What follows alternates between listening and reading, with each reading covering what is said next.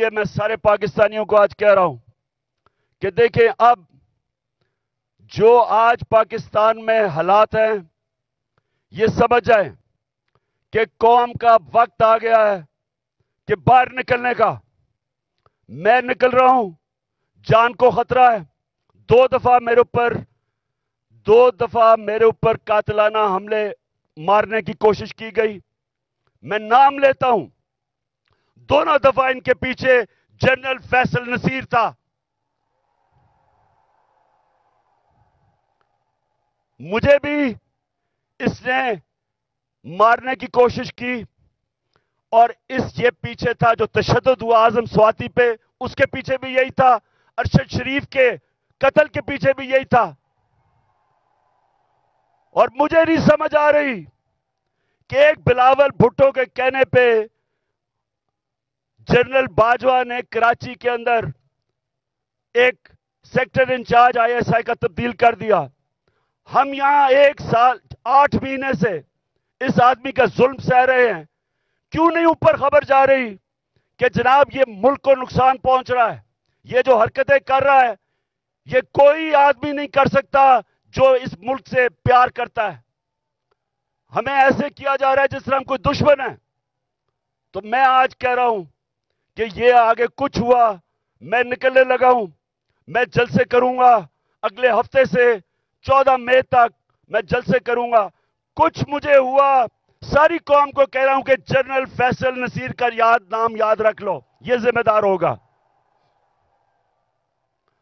اور میری قوم, جس طرح آج آپ سارے نکلے ہیں گاؤں میں محلوں میں, جس طرح اپنے اپنے آئین کے ساتھ کھڑے ہوئے ہیں اور جو چیف جسٹس آئین کے ساتھ کھڑا ہے جس طرح اس کے ساتھ کھڑے ہوئے ہیں, میں آج آپ کو سلام پیش کرتا ہوں. آپ ایک زندہ قوم بن گئے ہیں. یہ یاد رکھیں گے جب ایک قوم کا آئین گیا, اس کا مطلب اس کا قانون گیا, اس کا مطلب اس کا انصاف کا نظام گیا, اس کا مطلب کہ رول آف لا گیا, اور اس کا سب سے بڑا مطلب کہ اس قوم کی آزادی گئی. وہ قوم غلام بن گئی. وہ قوم جنگل کے قانون میں طاقت کی حکمرانی کی وجہ سے طاقتور کی غلامی کرتی ہے. تو یہ ہماری یہ سیاست نہیں ہو رہی. آزادی کے لیے سیاست نہیں کرتا, آزادی کے لیے جہاد ہوتی ہے.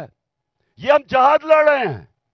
ہم اپنے ملک کو آزاد کرنے کے لیے, قانون کی حکمرانی قائم کرنے کے لیے ہم سب جہاد لڑ رہے ہیں. اور آپ نے اب میرے ساتھ چل رہے ہیں. میں اب نکلنے لگا ہوں اور انشاءاللہ ہم تب تک سانس نہیں لیں گے جب تک الیکشن کروا کے اس ملک کو ہم آزاد نہیں کرتے. ایک بھیڑ بکریوں والی قوم چپ کر کے ان کو پاکستان کا آئین توڑنے دیں گے؟ کسی غلط فہمی میں نہ رہیں.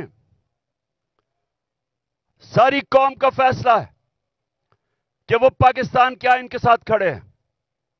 اور چیف جسٹس کے اوپر جس طرح کا پریشر ڈالا جا رہا ہے, جس طرح اس کے خلاف پروپیگنڈا کر رہا ہے یہ مافیا, جو ججز کے خلاف پروپیگنڈا کر رہا ہے, میں آج یہ مافیا کو بتانا چاہتا ہوں کہ ساری قوم اس ملک کے آئین اور اس ملک کے ججز کے ساتھ کھڑی ہے جو آئین کے ساتھ کھڑے ہیں.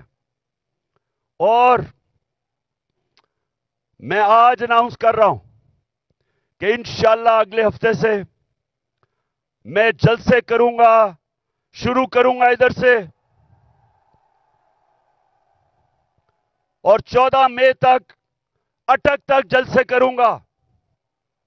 میں پبلک میں نکلوں گا, عوام کو تیار کروں گا, اور عوام کو تیار کروں گا کہ ہم کسی صورت یہ جو 2 کیئر ٹیکر پنجاب میں گورنمنٹ اور پختونخوا میں جن کا مدت ختم ہو چکی ہے, ان کی کوئی قانونی حیثیت نہیں ہے, ان کا جواز آج بالکل غیر قانونی ہے. تو ہم ڈیمانڈ کریں گے کہ ہمیں الیکشن دیے جائیں. پنجاب کا الیکشن اناؤنس ہو چکا ہے, اس کی کیمپین شروع کر رہا ہوں. پختونخوا کے لیے ہم ہائی کورٹ میں, ہم سپریم کورٹ میں جائیں گے.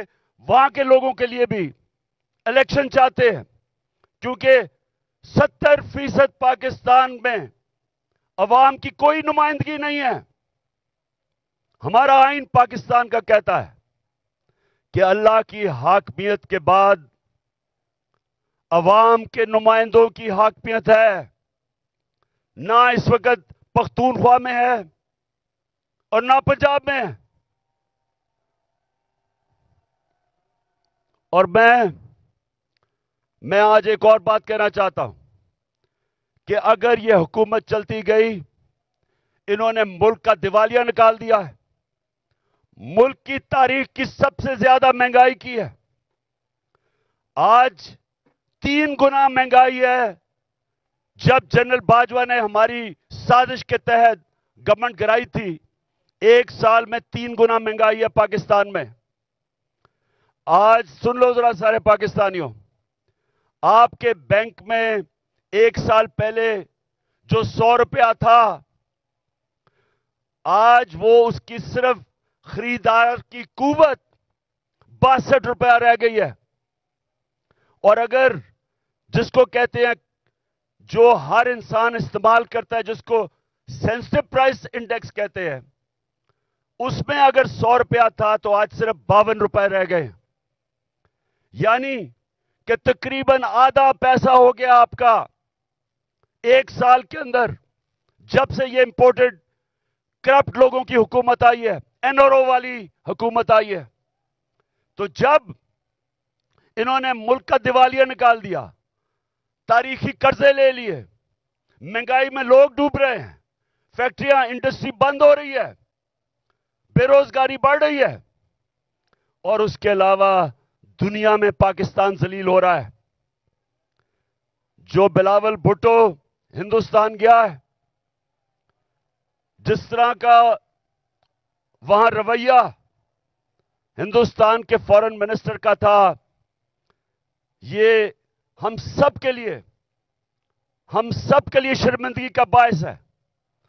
سوال یہ پوچھتے ہیں کہ ساری دنیا کے چکر لگا رہے ہو بلاول بھٹو، پہلے بتاؤ جانے سے پہلے آپ یہ کسی سے پوچھتے ہیں کہ جب آپ ایک ملک کا پیسہ خرچ کر رہے ہیں، ڈالر خرچ کر رہے ہیں ٹرپس پہ، تو اس کا فائدہ اور نقصان کیا ہوگا؟